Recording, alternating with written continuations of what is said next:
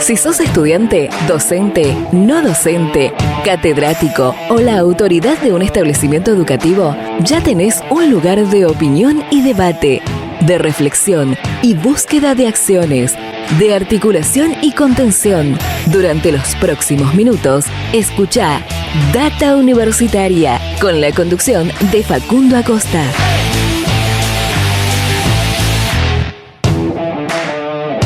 Bienvenidos y bienvenidas una vez más a este espacio dedicado a la comunidad que le da vida a las universidades. ¿Qué tal? ¿Cómo les va? Mi nombre es Facundo y como siempre los voy a estar acompañando durante esta próxima hora. Damos comienzo una vez más a este espacio donde te informamos de todo lo que pasa y va a pasar en el mundo universitario.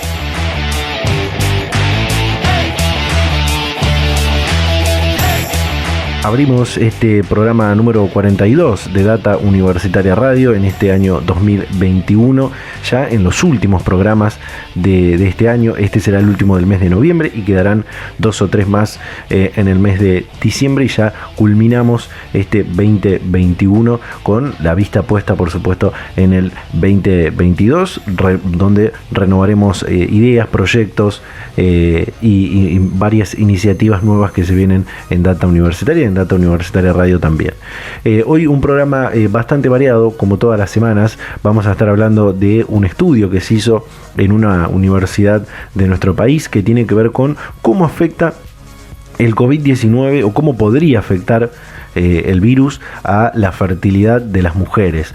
Un estudio muy interesante que se hizo en una universidad nacional y que tuvo una importante relevancia a nivel internacional, incluso llegando a ser publicado o estar por publicarse en revistas internacionales. También vamos a estar hablando con la primera mujer que va a ser decana de la Facultad de Ingeniería y Ciencias Hídricas de la Universidad Nacional del Litoral, facultad que cumplió hace muy poco, los primeros días del mes de noviembre, sus primeros 50 años, y justo también va a darse que va a tener la primera decana mujer de su historia. Vamos a estar hablando con ella en un ratito nada más. Y también vamos a ampliar algo que contamos el programa anterior, que tiene que ver, el programa de la semana pasada, que tiene que ver con la inversión educativa y el presupuesto universitario. Vamos a estar hablando con un referente del Observatorio Argentinos por la Educación, que fue el informe que contamos la semana pasada, donde vamos a ampliar, vamos a desglosar algunas cosas de este informe y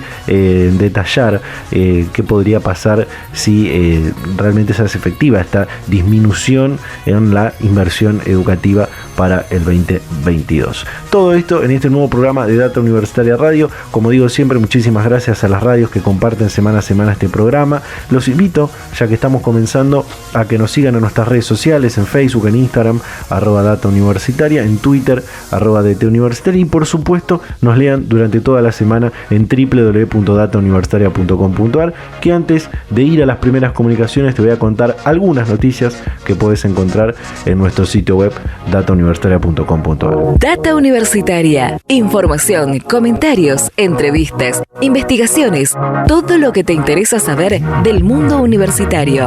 Las 24 horas del día y en el momento que quieras. Visítanos en datauniversitaria.com.ar.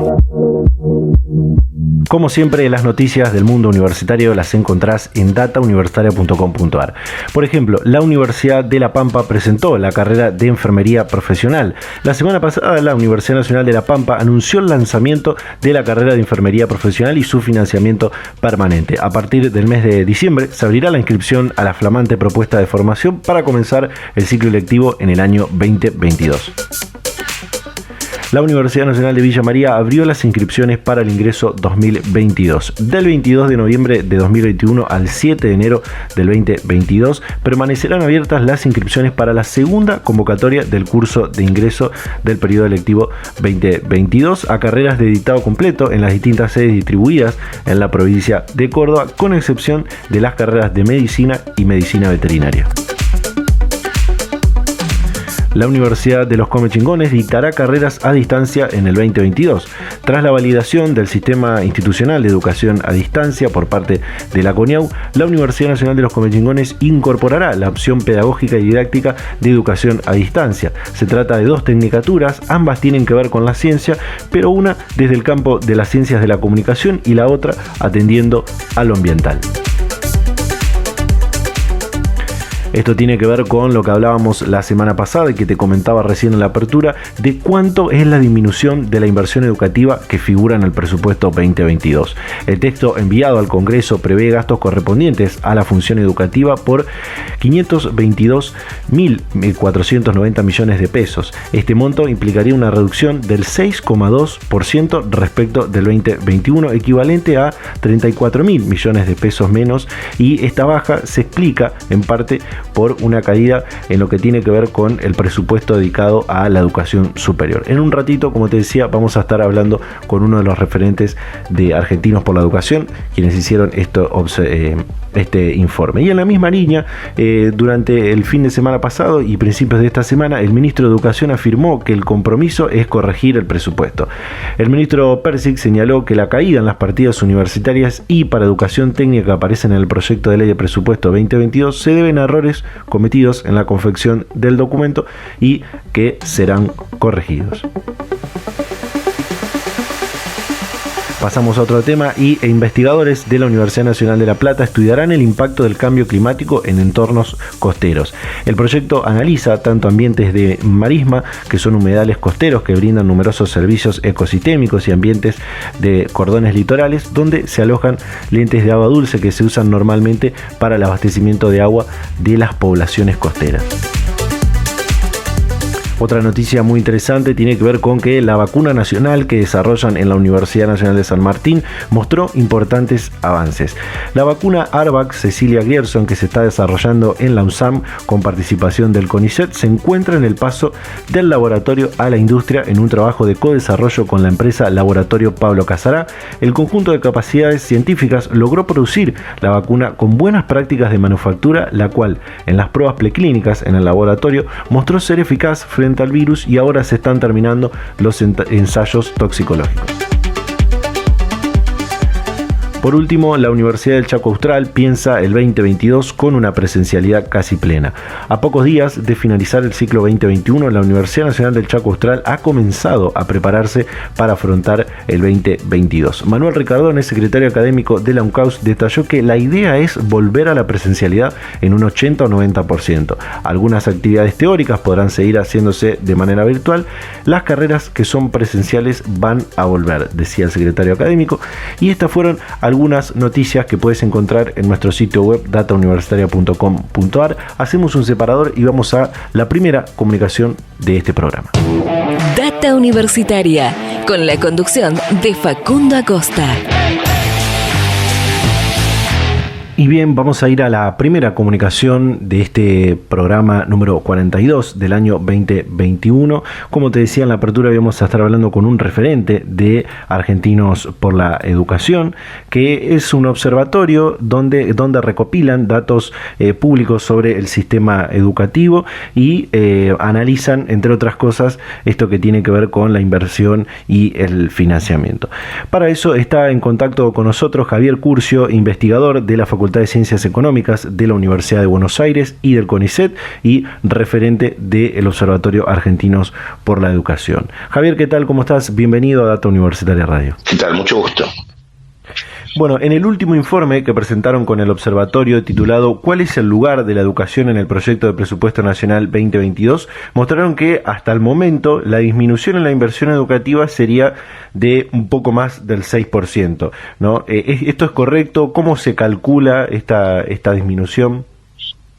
Sí, ese análisis es un análisis del presupuesto nacional presentado para el año próximo, que se hizo en septiembre de este año, como todos los años, como marca la Ley de Administración Financiera. El Poder Ejecutivo tiene que presentar al Congreso un plan con un presupuesto asociado en septiembre de cada año para el año próximo.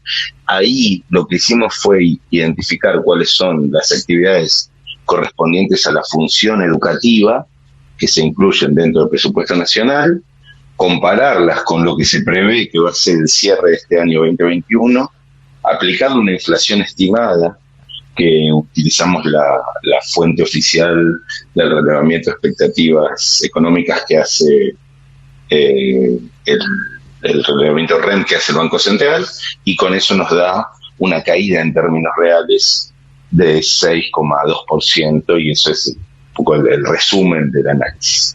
Uh-huh. Ahí hay gastos del Ministerio de Educación que representan alrededor de 5% de caída, y de otros ministerios que implementan políticas educativas, o sea, políticas vinculadas a la función educativa, obra pública vinculada a la educación, gastos de educación en defensa, en justicia, en otros ministerios, algunos gastos de educación de la salud, por ejemplo, que dependen del Ministerio de Salud, que son todavía mayores, y por eso el promedio nos da esa caída del 6,2%, considerando que la inflación esperada para el año próximo rondará el 46%, que esa es la estimación de las expectativas que plantea el Banco Central. Uh-huh. En esta baja del presupuesto también se explica de alguna manera por una caída real en el presupuesto que se asigna año a año al desarrollo de la educación superior, es decir, el presupuesto universitario para las instituciones universitarias públicas, que viene en los últimos años con bastantes dificultades, ¿no? Sí, exactamente. El gasto, especialmente lo que hace al financiamiento de educación en el Ministerio de Educación, está fuertemente condicionado e impulsado, podemos decir, por el Programa de Desarrollo de Educación Superior, que involucra a todo el sistema universitario nacional, la caída interanual de 2022 respecto a 2021 para ese programa, para el financiamiento de universidades nacionales, alcanza 5%, y se establecen 255.000 millones de pesos para el año próximo, contra una estimación que si la planteamos en términos reales este año rondará los 270.000 millones. Entonces esa caída es equivalente a unos 20.000 millones de pesos, considerando siempre datos del año próximo, digamos, ¿no? Con el poder adquisitivo del año que viene. Uh-huh. Javier, ¿hubo algún momento en el que se logró el cumplimiento casi completo, diríamos, de lo que estipula la Ley de Educación Nacional en torno al financiamiento, teniendo en cuenta que esta ley fue aprobada en diciembre de 2006, ¿no? Sí, la Ley de Financiamiento Educativo se aprobó en el 2006 por 5 años hasta el 2010, sí. Y luego la Ley de Educación Nacional lo hizo permanente, digamos, ese requisito para todos los años. Establece que con el ajuste que hizo la Ley de Educación Nacional, establece que el 6% del gasto, que el gasto educativo financiado por el sector público tiene que alcanzar el 6% del total del producto. Y solamente en el año 2015 se logró ese cumplimiento. Se mantuvo en un nivel relativamente cercano a ese 6%, pero un poco por debajo, 5,9, 5,8, hasta el 2017, y a partir de ahí empezó a declinar. Los datos oficiales hoy solamente llegan hasta 2018, pero las estimaciones de 2019, 2020 y también lamentablemente lo que se está observando en 2021 implican que ninguno de estos 3 años se va a cumplir ese 6%. Esperamos, por lo menos a nivel nacional, un repunte para este año 2021 respecto de la inversión educativa del año pasado, que fue el más bajo de la serie. El ajuste en el sistema educativo, en todo el sector educativo, fue muy fuerte en relación con la pandemia, bueno, y toda la discusión asociada a los problemas educativos. Y este año se revirtió a nivel nacional. Las provincias todavía no tenemos datos que nos permitan consolidar, pero entendemos que cierto sostenimiento o un menor deterioro del salario real, podemos decirlo así, puede hacer que se haya revertido la caída de esa relación en términos del producto, pero bueno, todavía seguimos lejos de ese 6%, y este proyecto de presupuesto para el año que viene a nivel nacional, que revierte ese repunte de este año, nos aleja no nos permite pensar en una convergencia frente al cumplimiento de ese resultado. Así es. Respecto al presupuesto universitario, hubo algunas universidades que, sobre todo aquellas más grandes, ¿no? más longevas, que pusieron el grito en el cielo en el mes de septiembre cuando ingresó este proyecto de ley en el Congreso Nacional, en cuanto a esta posible disminución en el financiamiento y manifestando incluso que se vería perjudicada la actividad en el próximo ciclo lectivo. Sí, efectivamente, entiendo que todo el sistema universitario se está moviendo de alguna manera. No vi ninguna declaración general del CIN, pero sí reclamos de algunas universidades. Estos datos obviamente son públicos y cada universidad hace sus propias cuentas. Y bueno, en principio la dificultad para sostener el financiamiento es importante con esta caída en relación con lo que mencionábamos. Y también escuché algunas declaraciones del ministro hace algunos días en el sentido de corregir esta pauta y que se estarían evaluando modificaciones para poder revertir esto, que sería, esto que por ahora es una noticia potencial, porque depende de cómo se apruebe el presupuesto, y que estarían evaluando modificaciones en el tratamiento legislativo que en estos días se está haciendo el Congreso y que se espera que se termina aprobando hacia el final del año. Antes marcaba que el apartado de desarrollo de la educación superior tiene ahí una disminución. También el Fondo Nacional de Incentivo Docente, el FONIT, es otro que tiene ahí una disminución, pero también es importante destacar las prioridades dentro de este presupuesto, de esta inversión educativa, con algunos programas que figuran como a fortalecer en el próximo presupuesto. Uno de ellos que tiene que ver de alguna manera con la conectividad, la virtualidad, como es el programa Juana Manso, ¿no? El ex Conectar Igualdad, ahora programa Juana Manso, ¿no? Sí, exacto. Más allá de la educación superior, digamos, lo que ya más o menos mencionamos sobre las universidades, sí, por el lado de los programas que mejoran o que mejorarían siempre potencial si se aprueban estas situaciones, tenemos la conectividad en el marco del programa Juana Manso, que se incrementaría casi duplicando, digamos, la inversión actual, ¿no es cierto? O sea, se espera de 96.000 millones para el año próximo, cuando hoy tenemos, de 52.000 millones para el año próximo, cuando hoy tenemos una inversión equivalente a 26.000 millones, si restamos el peso de la inflación.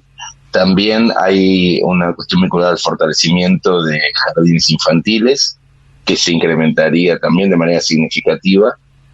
Con una aclaración, el programa de construcción de jardines, que bueno, casi lo menciona como fortalecimiento, pero implica básicamente el desarrollo de nuevos jardines, viene asignando recursos importantes en los últimos presupuestos de hace 4 años y no logra implementarse en su totalidad. Entonces siempre tenemos buenas expresiones de deseo en el sentido de incrementar la oferta y buscar, digamos, esas nuevas construcciones que permitirían cumplir con la obligatoriedad de las salas de 4 y 5 y ampliar la oferta de un nivel que todavía viene con poca cobertura o relativamente más baja cobertura, pero luego es difícil de implementar porque hay que combinar con los municipios, con las provincias, conseguir todas las obras de infraestructura, y eso es, no se ha logrado en los últimos años, desde el 2018 en adelante. Y finalmente podemos mencionar también el programa de infraestructura y equipamiento, que tiene un incremento previsto del 24%, y también es importante en términos de considerar, frente a un deterioro muy importante de esas partidas en los últimos años, un interés en una priorización hacia adelante.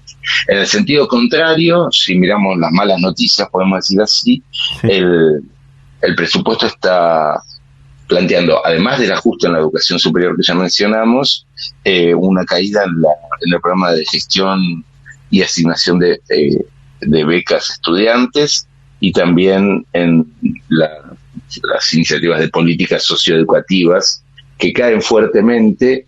Estos programas son programas que aumentaron mucho este año, podemos decir, en respuesta a los desafíos de la reinserción y la revinculación educativa de los chicos que fueron quedando afuera del sistema como consecuencia de la pandemia y el aislamiento, pero no se sostiene el año que viene, y eso es un problema porque sabemos que lamentablemente las dificultades de la pandemia siguen, los problemas los retrocesos generados por esos problemas son difíciles de revertir y necesitamos ahí también un rol activo por parte del rol coordinador que tiene el gobierno nacional, de apoyo a las provincias, y bueno, la caída de estas partidas supone una mala noticia en ese sentido.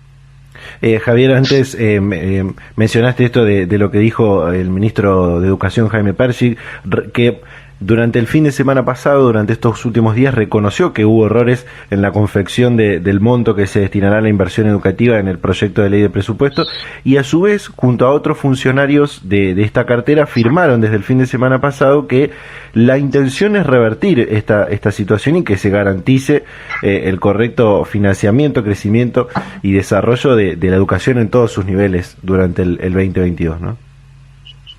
Sí, no tenemos muchas más noticias que esas, digamos una buena actitud por parte del Ministerio. También el presidente en su discurso posterior a las elecciones generales mencionó que durante la primera semana de diciembre se va a presentar, dijo algo así como un proyecto plurianual con un programa económico que dé previsibilidad y que permita la inclusión y reinstale el desarrollo, un poco muy en esos términos. Entendemos que que esta iniciativa también va o debería reconsiderar, revertir parte de estos ajustes, pero bueno, no estamos a la expectativa de ver qué quiere decir en concreto eso en términos de la nueva planificación, de la propuesta de modificaciones que también se puede incorporar a nivel del Congreso en el tratamiento que se está haciendo de la ley, pero todavía no hay ninguna certeza ni ninguna propuesta concreta de en qué consistiría la corrección a esos errores que fueron reconocidos por el ministro. Javier Curcio, investigador de la Facultad de Ciencias Económicas de la UBA, referente de Argentinos por la Educación. Muchísimas gracias por su tiempo, por la predisposición para charlar este momento con Data Universitaria. Gracias a ustedes, mucho gusto. Hasta la próxima.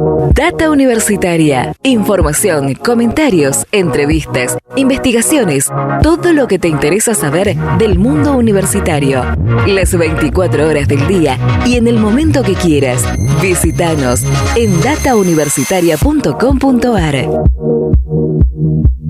Bien, ahí estaba esta comunicación con la que pudimos ampliar y detallar esto que tiene que ver con el financiamiento de la inversión educativa, el presupuesto universitario que intentamos comentar o intenté comentar el programa anterior, y ahora con la posibilidad de hablar con Javier Curcio del Observatorio Argentinos por la Educación pudimos ampliar y desglosar un poco más este informe que presentaron sobre el presupuesto nacional 2022 y cómo está posicionado ahí la inversión educativa y en este caso de lo que nos compete a nosotros, que es el presupuesto universitario. Esperemos que, por supuesto, para el desarrollo, que continúe el desarrollo de la educación en todos sus niveles, esto se pueda resolver en los próximos días. Así que bueno, de esta manera cerramos este primer bloque del programa. Todavía nos quedan para compartir algunas cosas, así que hacemos un pequeño corte y ya continuamos con más Data Universitaria Radio.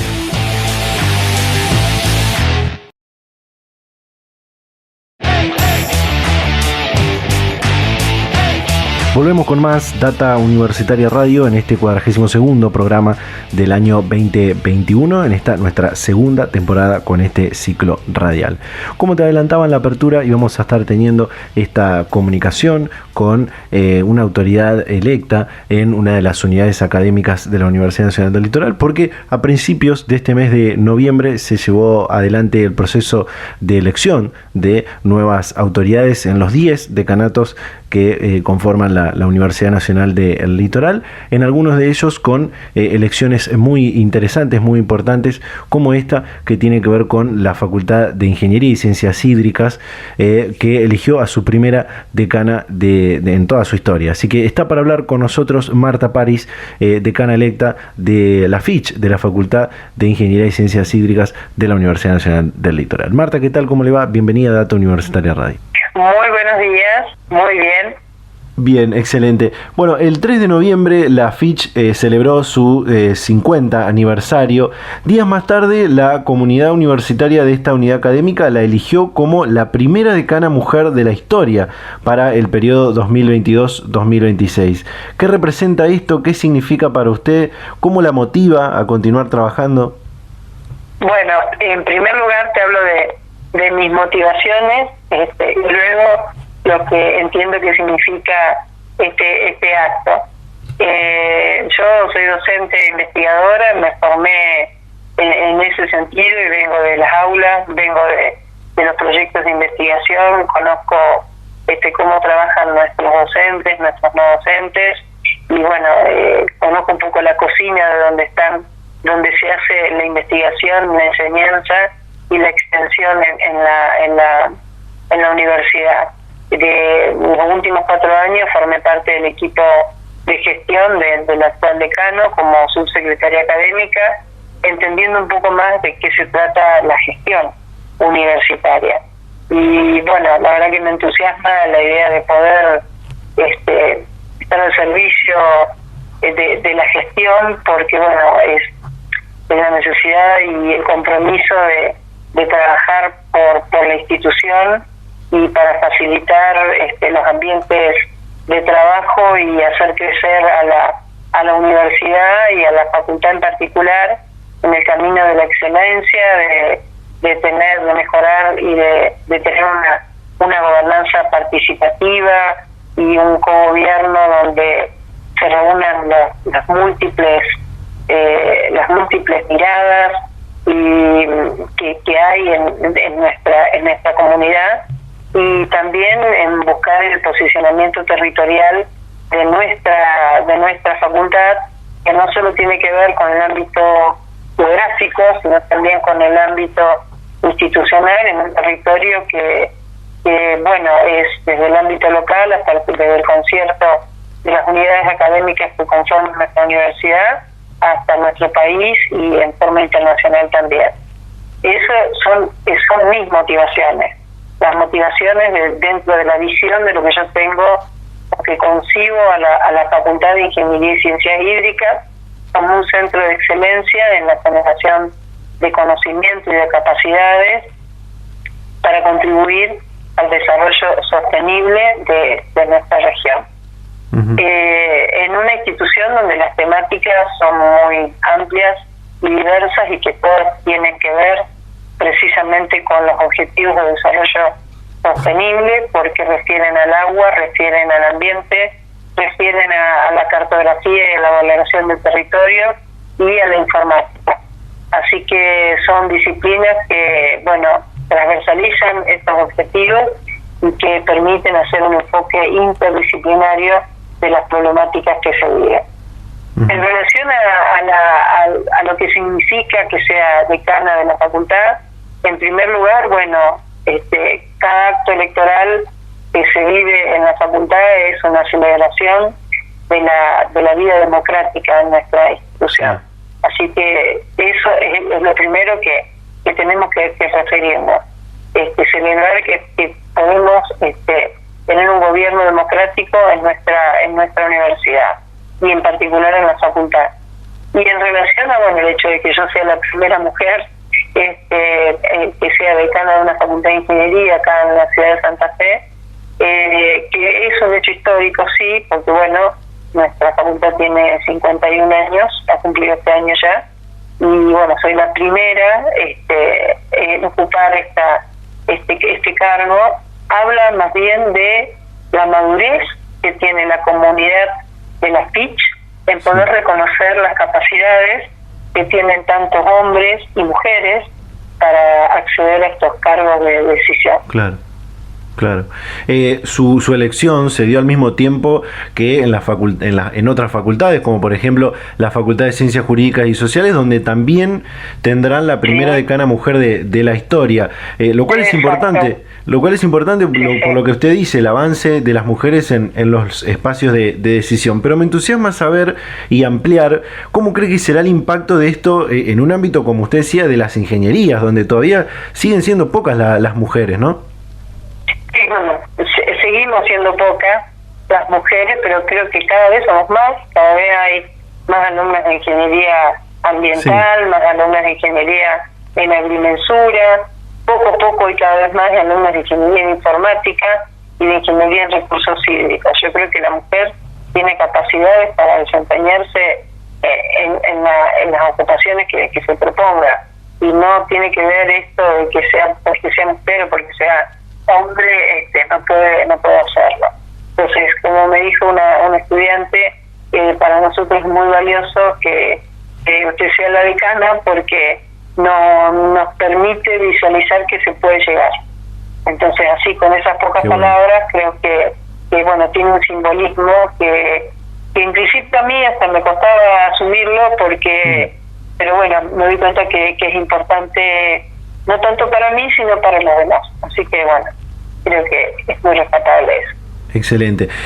Toda su formación como profesional y como funcionaria tuvo lugar, como nos contaba, en esta misma facultad, que desde el próximo mes de febrero va a conducir. Es decir, que tiene un conocimiento amplio sobre cuáles son las potencialidades y, podríamos decir, las carencias a desarrollar de esta unidad académica. ¿Tiene pensado estos aspectos positivos a potenciar y las dificultades a desarrollar a partir de su gestión? Sí, por supuesto.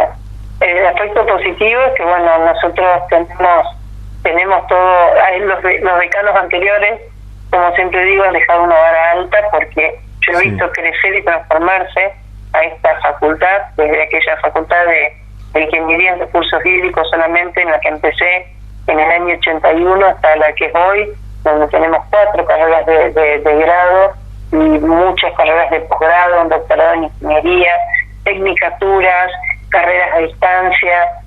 Hay mucho se ha crecido en la facultad y bueno, la meta es seguir caminando hacia la excelencia.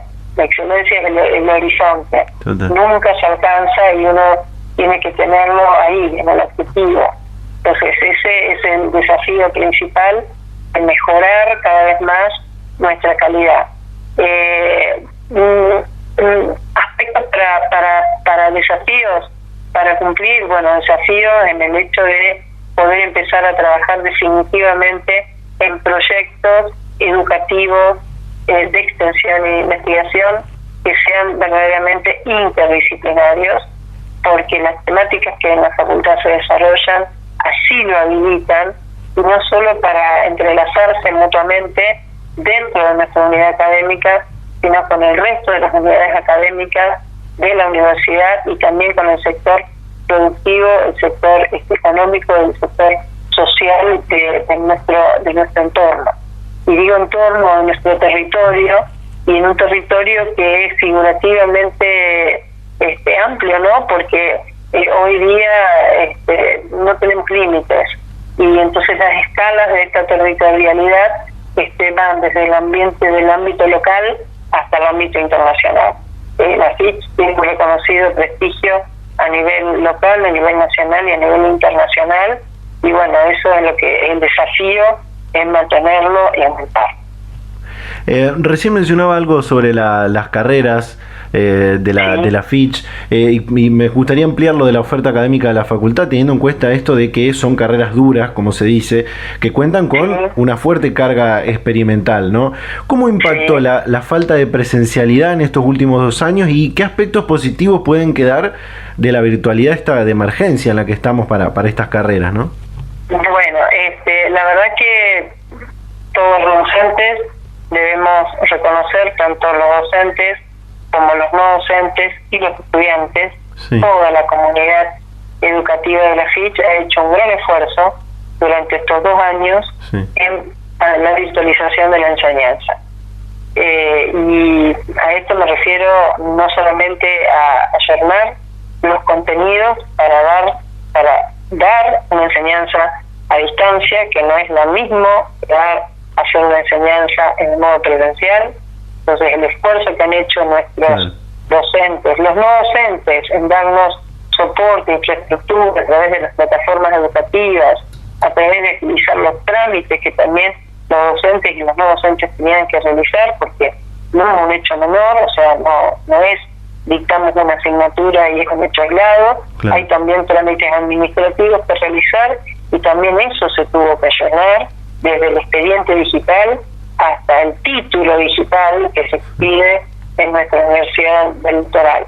Y eso tiene que ver con el esfuerzo de los docentes, de los no docentes y también de los estudiantes, que tuvieron que bueno, a aprender a cómo utilizar una plataforma de educación a distancia, cómo utilizar Zoom, GP Meet o Meet o Google Meet o bueno, todas las plataformas que los docentes podemos disponer para hacer estos encuentros mediados por videoconferencia. Aprendimos mucho. Yo creo que la vuelta a la presencialidad no va a ser la misma, que tenemos que aprender de todo lo que vivimos y rescatar las cosas buenas. Creo que posiblemente volvamos a una enseñanza mixta o híbrida o con aulas ampliadas, como se está llamando ahora, donde tengamos estudiantes que puedan estar en el aula compartiendo con los docentes y otros conectados en forma remota o bien dando clases de teoría a través de las aulas virtuales y las prácticas en el aula. ¿Cómo afectó esto a las prácticas esenciales, presenciales que teníamos en nuestras materias que son con un fuerte contenido experimental? Bueno, sí, en algunos casos los profesores hicieron los esfuerzos de plantear simulaciones dentro de las aulas virtuales y ahora poco a poco se están retomando, bueno, ya desde principio de año en realidad, se están realizando y el año pasado también prácticas esenciales en laboratorios o con manejo de instrumental o salidas a campo para que los alumnos adquieran o la regularidad completa de las asignaturas o la aprobación de las mismas. Entonces es mucho esfuerzo porque bueno, todo esto también, la práctica presencial que se está realizando también requiere de cuidados en lo que respecta a la parte sanitaria, de hacerlo con aforos, hacerlo con distanciamiento, etcétera, etcétera, con la higienización, la sanitización de los ambientes y también de los equipos que se utilizan. Entonces fue toda una ingeniería eso, verdaderamente. Sí. Quiero preguntarle por último algo que mencionó varias veces que tiene que ver con la territorialidad, porque como la mayoría de las unidades académicas de la Universidad del Litoral, la FICH se involucra de lleno en el territorio, trabaja intensamente con diferentes problemáticas. Una de ellas creo que tiene que ver con lo medioambiental. ¿Qué acciones continuará la facultad respecto a el cambio climático, el desarrollo sostenible, sustentable, el cuidado del ambiente? En relación al territorio, bueno, la facultad es una facultad que está abierta a recibir las demandas de la comunidad, ya sea del ámbito gubernamental, no gubernamental y del sector productivo, del sector social, para atender, para asistir en esas demandas que tienen que ver con los impactos de la problemática del cambio climático, de la variabilidad climática, de estas lluvias intensas, de las crecidas y de las sequías, y también con el tema del abastecimiento de agua potable, claro, con el tema del abastecimiento para diferentes usos, con las problemáticas de contaminación y con todo lo que tiene que ver con el territorio y con el desarrollo de otras actividades que son complementarias o que participan en ellas, como la gestión de los recursos, la informatización. Sí. Prontamente esperamos tener ya en órbita una quinta carrera de ingeniería, que es la ingeniería en inteligencia artificial, que también viene a atender un montón de demandas en la comunidad. Así que esperamos estar a tono con todo esto para atender esto y cumplir nuestro rol para el desarrollo sostenible. Excelente. Marta París, electa como la primera decana de la historia de la Facultad de Ingeniería y Ciencias Hídricas de la Universidad Nacional del Litoral. Muchísimas gracias por su tiempo, por la predisposición para charlar con Data Universitaria. Bueno, un gusto. Muchas gracias por la entrevista. Hasta luego. Hasta luego. Data Universitaria. Información, comentarios, entrevistas, investigaciones, todo lo que te interesa saber del mundo universitario. Las 24 horas del día y en el momento que quieras. Visítanos en datauniversitaria.com.ar. Bien, ahí escuchábamos esta comunicación con Marta Paris, quien junto a Claudia Levin son las dos nuevas decanas de la primera de la Facultad de Ingeniería y Ciencias Hídricas y esta última de la Facultad de Ciencias Jurídicas y Sociales, que serán las dos primeras decanas mujeres de estas dos unidades académicas. Tuvimos la posibilidad recién de conocer un poco de las motivaciones de Marta Paris para llegar a ser decana y la primera la primera mujer en llegar al decanato de la FICH, así que bueno, muy interesante y muy importante que las mujeres avancen en estos lugares de decisión. Así que bueno, de esta manera cerramos este segundo bloque del programa. Nos queda una o dos comunicaciones más para el próximo bloque, así que hacemos un pequeño corte y ya volvemos con más Data Universitaria Radio.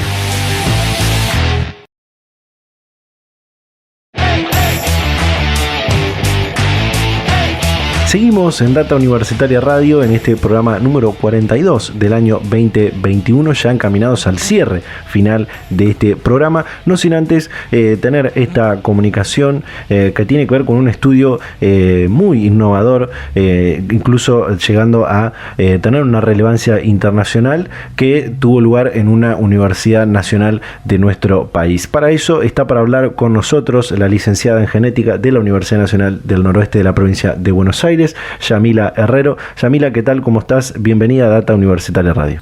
Hola, ¿qué tal? ¿Cómo estás, Facundo? Buenos días a todos. Bueno, lideraste un trabajo que descubrió el impacto de la COVID-19 en la fertilidad femenina, que tuvo una importante repercusión internacional por lo novedoso de estos hallazgos. Primero, contanos cómo surgió, qué lo motivó a encarar esta investigación y seguido, cómo fue el proceso, cómo se llevó adelante. Bueno, la verdad es que fue un mega trabajo en equipo porque están involucradas varias instituciones. Tenemos CONICET, agencia, una empresa farmacéutica llamada Ferring, que es extranjera y fue la que nos dio el dinero para llevar a cabo esta investigación, y 4 clínicas de fertilidad también, que son las que están en contacto con nosotros para enviarnos las muestras de las pacientes. Y todo surgió allá por mayo del año 2020, cuando todavía todos estábamos en nuestras casas. Ahí la verdad es que teníamos ganas de volver al laboratorio. El laboratorio siempre se abocó a estudiar distintas patologías asociadas al ovario. Nosotros teníamos otras líneas de investigación antes de que apareciera el COVID. Estábamos más vinculados, por ejemplo, a lo que es oncofertilidad. Vemos cómo proteger al ovario frente a distintas terapias antitumorales. Pero bueno, esto les dio un giro a lo que eran nuestras líneas de investigación para abocarnos a esto. Y bueno, la verdad es que necesitábamos el dinero para hacer esta investigación. En ese momento no nos pareció apropiado presentarnos a lo que eran los subsidios que se estaban dando en Argentina, ya que dado el momento de la pandemia era prioritario el desarrollo de kits de diagnósticos, el desarrollo de vacunas, pero empezamos a ver que había distintas empresas farmacéuticas extranjeras que estaban destinando dinero justamente a estudios de este tipo, de secuelas de, por ejemplo, el efecto de COVID en la fertilidad masculina, femenina. Entonces presentamos el proyecto y lo seleccionaron para darnos el dinero justamente para realizar esta investigación. Así que así arrancó todo. Bien. Yamila, teniendo en cuenta que la gente que va a escuchar esto, no todos pueden ser licenciados en genética, te voy a pedir que nos expliques, nos cuentes cómo hace el virus para afectar a la fertilidad o a la célula reproductiva de la mujer. Bien.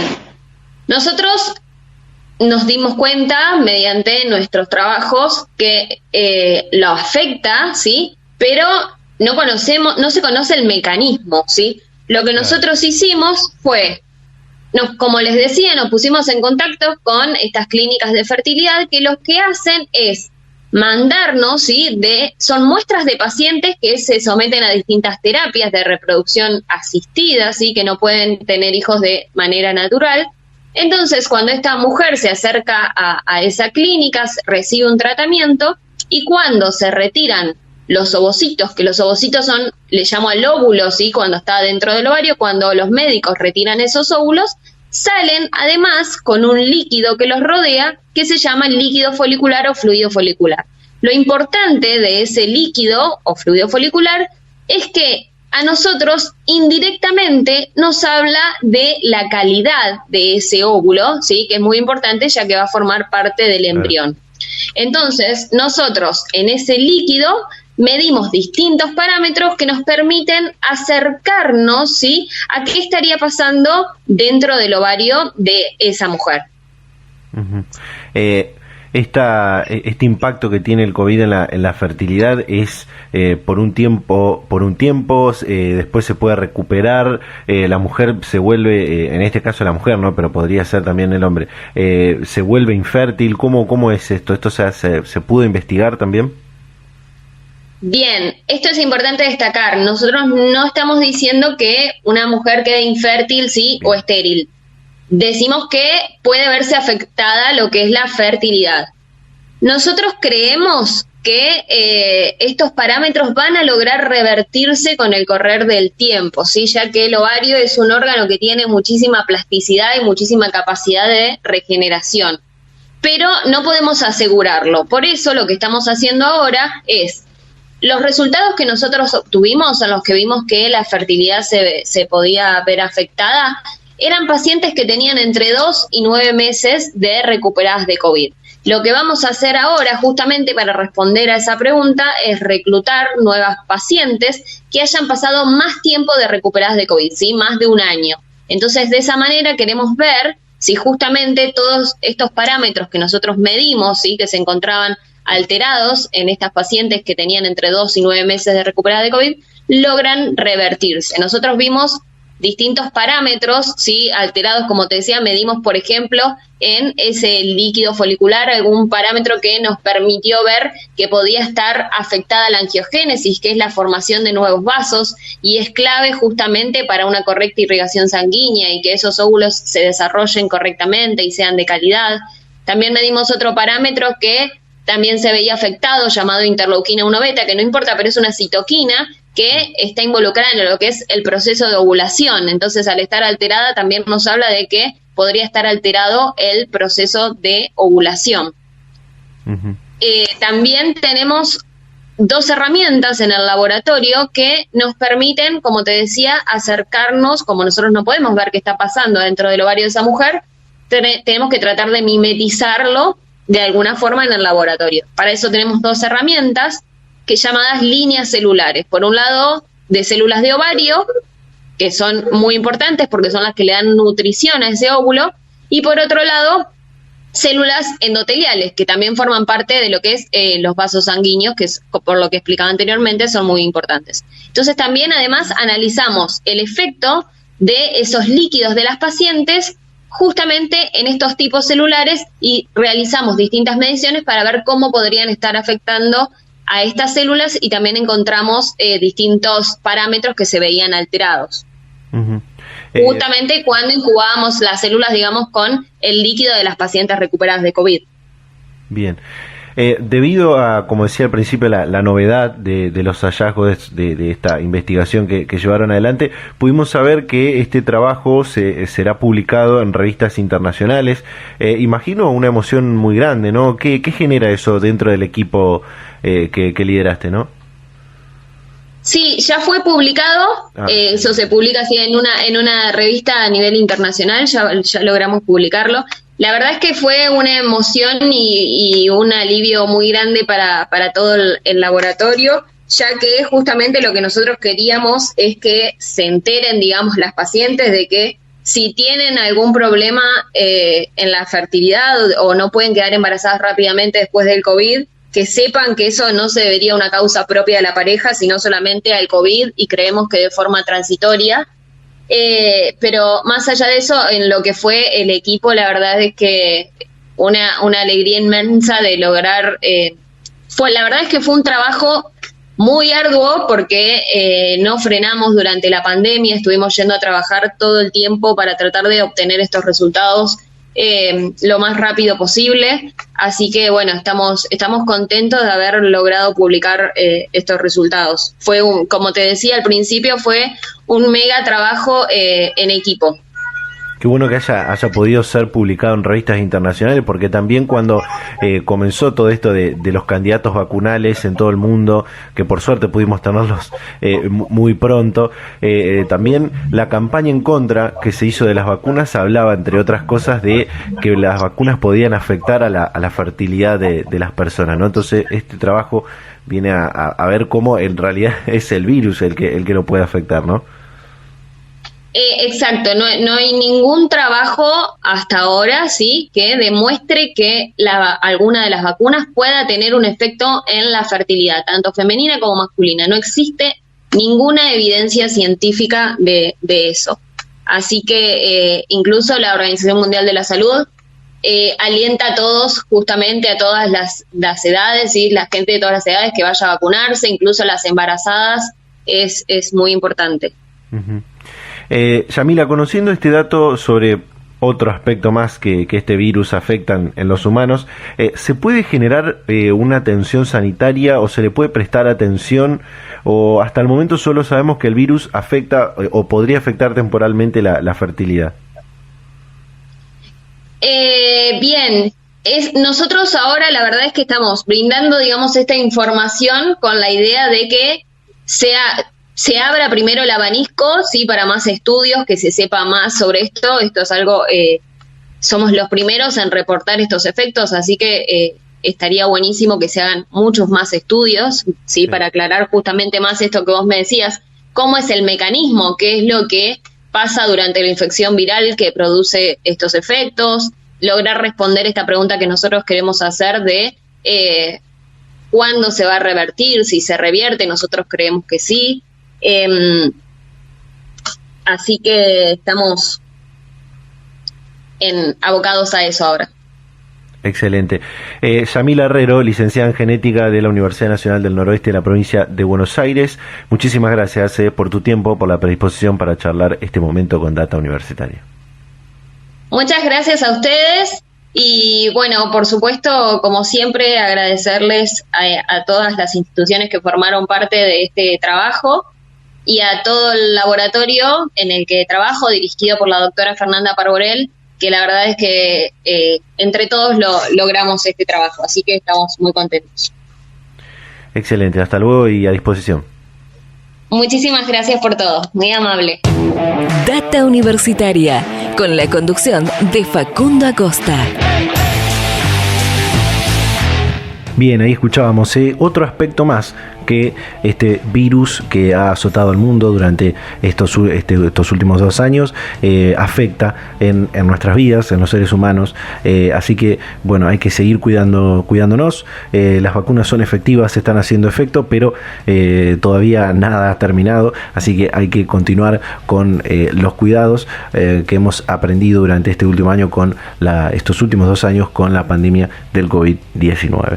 Bueno, muy interesante todo lo que hemos compartido a lo largo de este programa, lo que hablábamos al principio de la inversión educativa, el presupuesto universitario, cuáles son las prioridades respecto al financiamiento de la educación para el 2022, con Javier Curcio, referente del Observatorio Argentinos por la Educación, con quien pudimos desglosar todo este último informe que han presentado. También lo que hablábamos en el bloque anterior con Marta París, decana electa de la Facultad de Ingeniería y Ciencias Hídricas de la Universidad Nacional del Litoral, que desde el próximo mes de febrero se va a transformar en la primera decana mujer de esta unidad académica de la Universidad del Litoral, y todo su recorrido, su paso por esta facultad y cuál es la impronta y la mirada que le va a dar a su gestión. Y esto último que hablábamos con Yamila Herrero, licenciada en genética de la UNOVA, sobre este estudio muy interesante, estos hallazgos que han logrado que se publique su investigación y la de su equipo en revistas internacionales, que por supuesto seguramente va a dar lugar a que muchos otros organismos científicos puedan investigar y seguir investigando acerca de esto en otras partes del mundo.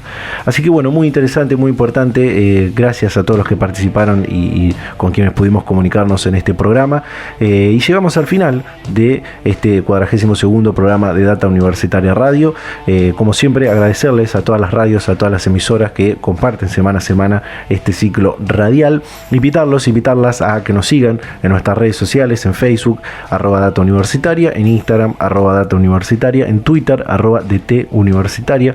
Se pueden suscribir también a nuestros canales de Spotify y de YouTube para volver a escuchar este y otros programas anteriores, también ver otros contenidos complementarios y como siempre durante toda la semana en www.datauniversitaria.com.ar. Nos quedan, como decía al principio, los últimos programas del 2021, resta este y seguramente 2 o 3 más en el mes de diciembre, así que iremos compartiendo ya los últimos programas y renovaremos las energías para el 2022. Como siempre, nos vamos a encontrar a esta misma hora y en este mismo dial la próxima semana. Chau, chau.